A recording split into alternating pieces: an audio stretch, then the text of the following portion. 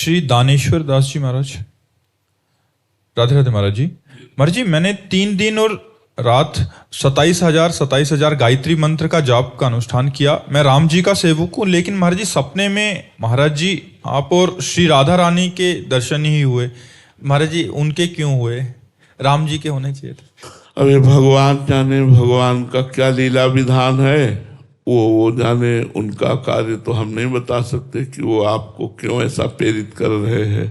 राम जी जाने, राम जी की ही लीला है, वही जाने। उनके विधान को हम क्या बताएं कि किशोरी जी या हम किशोरी जी के दास हैं। अगर दास का दर्शन हुआ, इष्ट का दर्शन हुआ, तो हम इतना जरूर कहेंगे कि अहो भाग्य है। क्योंकि स्वामिनी और स्वामिनी के दासों का दर्शन स्वामिनी की कृपा से होता है, ऐसे नहीं होता है। स्वप्न में अगर किसी भगवत दास का दर्शन हो रहा है तो अपार भगवान की कृपा समझो, और कहीं भगवत झांकी आ रही तब तो कहना ही क्या है। इसलिए तुम्हारी गायत्री जप का फल जो भगवान ने दिया वो संत समागम दिया, और वो प्यारी जी के चरणों का जैसी भी भावनात्मक झांकी आई हो वैसा दिया। मंगलमय है, अमंगल तो है नहीं, पर वो राम जी क्यों नहीं आए, प्रियाजू को क्यों भेज दिया, ये वो जाने। सुभाष मल्होत्रा जी, रोहतक से। राधे राधे महाराज जी। महाराज जी, आपके मुख से कई बार सुना है, जोई जोई प्यारो करे सोई मोहि भावे। महाराज जी, हमारे जीवन में ऐसी स्थिति कब आएगी और कैसे आएगी? ये अहंकार जब तक देह भाव में स्थित है तब तक ये द्वंद्वों में फंसा रहता है। अनुकूलता, प्रतिकूलता, लाभ हानि, सुख दुख, इन द्वंद्वों में फंसा रहता है।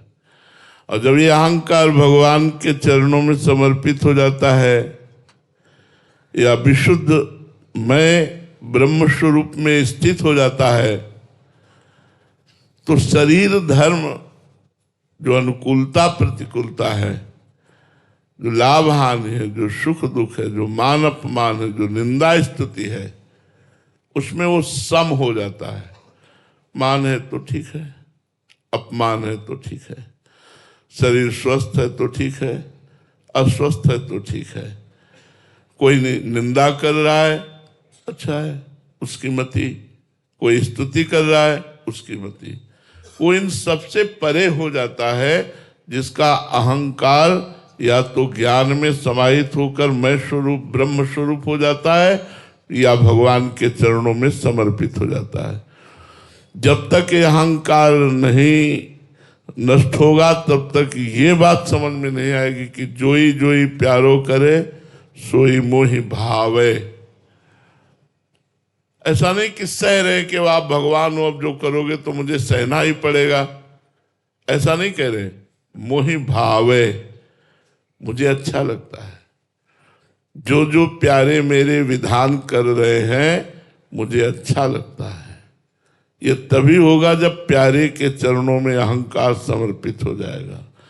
और इसका साधन है भगवत प्रेमी महात्माओं का संग और खूब नाम जप और पवित्र शास्त्रों का स्वाध्याय, पवित्र ग्रंथों का स्वाध्याय।